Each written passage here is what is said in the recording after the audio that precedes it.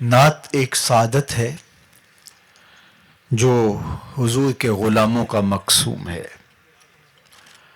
جن لوگوں نے اس مقدس سعادت کو کاروبار بنا لیا اور پیٹ کا دھندا بنا کر کے نعت کے تقدس کو پامال کرتے رہے، ان کے جانے کے بعد دنیا ان کا نام بھی فراموش کر دیتی ہے.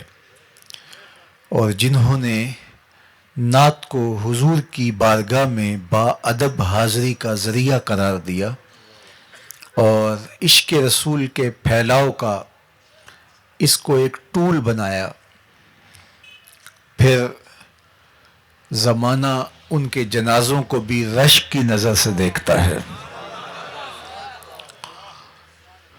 بہت سال نوجوان تھا، آج ان کو مرحوم کہتے ہوئے کلیجہ منہ کو آتا ہے، لیکن یہ ایک اٹل حقیقت ہے کہ جو یہاں آیا ہے اس نے بہرحال پلٹ کے واپس جانا ہے. اس دنیا پر کسی کا مستقل قیام نہیں ہے. زندگی کی سانسیں لمحہ لمحہ ٹوٹ رہی ہیں اور میں اور آپ تیزی کے ساتھ موت کی طرف بڑھ رہے ہیں. یہاں کسی نے بیٹھ نہیں رہنا، بالآخر کوچ کرنا ہے. تو آئیے میں اور آپ اپنے آپ کو مالک کی دہلیز پہ لے جائیں اور موت کی تیاری کریں. مجھے بتاؤ کہ کسی کو پتا تھا کہ یہ چمکتا ہوا چہرہ اور یہ روشن پیشانی جب بولتا ہے تو لہجے کی خوشبو اطراف میں پھیل جاتی ہے، یوں ہی ہاتھوں سے نکل جائے گا؟ کیا میرے اور آپ کے خواب و خیال میں بھی کوئی 2-3 ماہ پہلے یہ کہانی تھی؟ لیکن یہ حقیقت واقعہ ہم اپنی آنکھوں سے دیکھ رہے ہیں. تو اس لیے میں نے اور آپ نے بھی یہاں سے رخصت ہونا ہے. تو خوش نصیب لوگ اور عبرت حاصل کرنے والے لوگ اپنی آخرت کی تیاری کرتے ہیں، ورنہ وہ لوگوں کی وفات پر چند لمحوں کے تعزیتی کلمات کہنے کے بعد اپنی غفلت شیار زندگی کا حصہ بن جاتے ہیں، اور پھر موت جب انہیں اچانک دبوچتی ہے تو پھر وہ کہتے ہیں کاش کہ ہم فلاں کے مرنے سے عبرت حاصل کر لی ہوتی.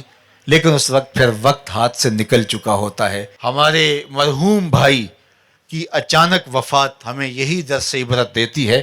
اور میں آپ کو دوسری بات یہ کہنا چاہوں گا کہ آپ کی عقیدت ان کے نام سے اور ان کے صرف مزار سے اور ان کی قبر سے نہیں ہونی چاہیے، بلکہ آپ کی عقیدت ان کے مشن سے، ان کے فکر سے، جو جامعۃ المصطفیٰ کی صورت اور شکل کے اندر دے کر کے گئے ہیں.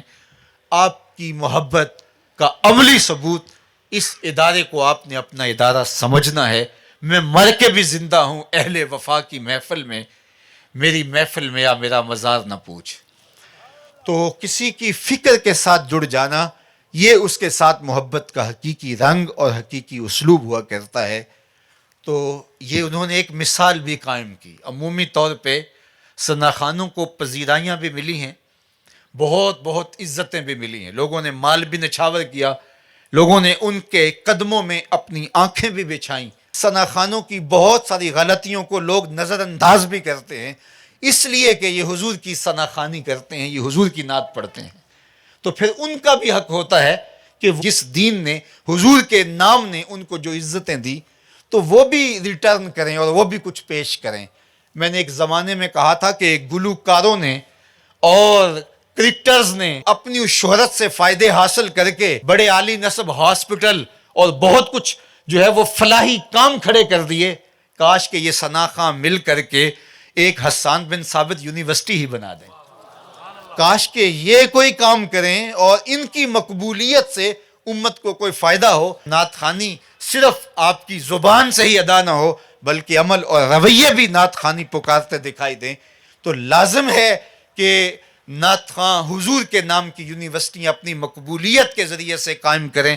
تو میں خراج عقیدت اس قبر کی مٹی کو بھی پیش کرتا ہوں کہ جس قبر میں آسودہ خالد حسنین خالد مرحوم نے یہ ادارہ قائم کر کے حضور کے ساتھ اپنی وفاؤں کا ثبوت دیا.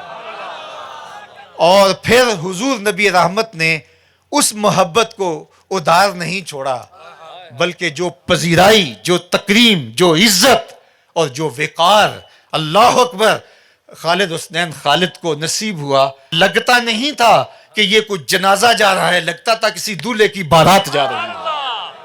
تو یہ حضور کے ساتھ محبت کا عملی رنگ تھا جو زمانے نے دیکھا۔ تو اللہ کی بارگاہ میں دعا ہے کہ اللہ اس تربت نور پہ ہمیشہ اپنی رحمتوں کا نزول فرمائے۔